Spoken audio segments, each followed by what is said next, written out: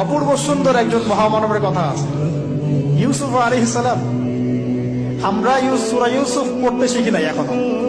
আমরা সবাই মনে করি সূরা ইউসুফ মানে হচ্ছে ইউসুফ জুলাইখার প্রেম কাহিনী, আমরা এটাই মনে করি। সূরা ইউসুফকে আল্লাহ পাক সবচেয়ে শ্রেষ্ঠ উপন্যাস বলেছেন, আহসানুল কসাস। একটু গভীরভাবে পড়ে দেখবেন অর্থগুলো। এটা ইউসুফ জুলাইখার প্রেম কাহিনী নয়, এটা ইউসুফ আলাইহিস সালামের সাথে তার বাবার মহব্বতের কাহিনী। এটা পিতা আর সন্তানের মহব্বতের কাহিনী। এত মহব্বত যে সন্তান 20 বছর আগে হারিয়ে গেছে, যে সন্তান কূপ থেকে রাজপ্রাসাদে, রাজপ্রাসাদ থেকে জেলখানায়, জেলখানা থেকে আবার মিশরের গভর্নমেন্ট মানে পলিটিক্যাল পাওয়ার এসেছেন। বাবা কিন্তু এটা জানেন না, কিন্তু সন্তান যখন একটা জামা পাঠিয়ে দিচ্ছে, জামা, এই কমিজটা নিয়ে যাও, আমার বাবার চোখে দিও, বাবা দৃষ্টি ফিরে পাবে।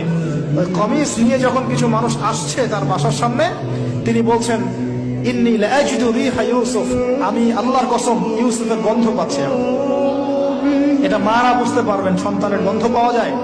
বাবারা বুঝবো, সন্তান মায়েদের, আমাদের ছেলে মেয়েদের গন্ধ আমরা বুঝি, এটা আমার ছেলের গন্ধ, এটা মেয়ের গন্ধ। ইউসুফ আলাইহিস সালামের কামিজ আসছে 1200 মাইল দূর থেকে, আরো বেশি বা কম হবে, আর এখানে তার বাবা গন্ধ পাচ্ছেন। মোহাম্মত, এই কথাটা, এই আয়াতটা আসলেই চোখ দিয়ে পানি বের হয়ে যাবে। ইন্নী লাআজিদু রিহা ইউসুফ, আমি ইউসুফের গন্ধ পাচ্ছি। আর মানুষ বলছে, আপনি পাগল হয়ে গেছেন, কতদিন আগে ইউসুফ চলে গেল, আপনি ইউসুফের কথা বলতে বলতে বলতে বলতে চোখ বন্ধ করে ফেললেন কাঁদতে কাঁদতে, এখন বলছেন ইউসুফের গন্ধ পাচ্ছেন। সুবহানাল্লাহ। তো সূরা ইউসুফ পিতা আর সন্তানের প্রেম কাহিনী, মহব্বতের কাহিনী, ট্র্যাজেডি লাইফের। ভাইদের ষড়যন্ত্রে চলে গেলেন কূপে, কূপ থেকে রাজপ্রাসাদে, রাজপ্রাসাদ থেকে জেলখানায়। জেনার আহ্বান করছে তাকে, তিনি বলছেন, মাআযাল্লাহ, আমি আল্লাহর কাছে আশ্রয় প্রার্থনা করছি। এখানে আমরা সূরা ইউসুফ পড়তে গিয়ে ইউসুফ আলাইহিস সালামের বাহ্যিক সৌন্দর্য নিয়ে কথা বলি, তার চরিত্র, তার বাহ্যিক সৌন্দর্য অনেক বেশি সুন্দর।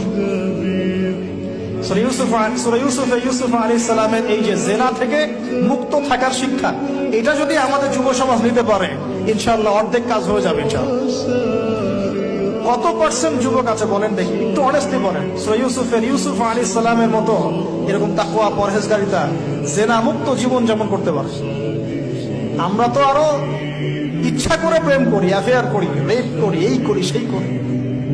আর তাকে অফার করা হচ্ছে সম্ভ্রান্ত পরিবারের একজন রাজার স্ত্রী। ক্বালাত হাইতা লাক ক্বালা মাআযাল্লাহ। তাহলে এই মহামানব জীবন থেকে শিক্ষা আছে।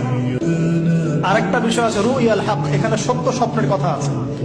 তাই যারা বেশি পরহেজগার হবেন, আপনারা কিন্তু সত্য স্বপ্ন দেখবেন এবং স্বপ্নের সত্যতা ডিনাই করবেন না।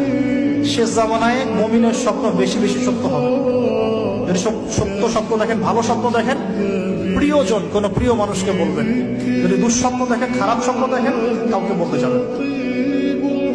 এখানে পড়লে আপনি দেখবেন কাফেরের স্বপ্ন সত্যি হয়েছে। আরেকটা স্ট্র্যাটেজি আছে সূরা ইউসুফের, এর আগে একটা লেকচারে বলেছিলাম।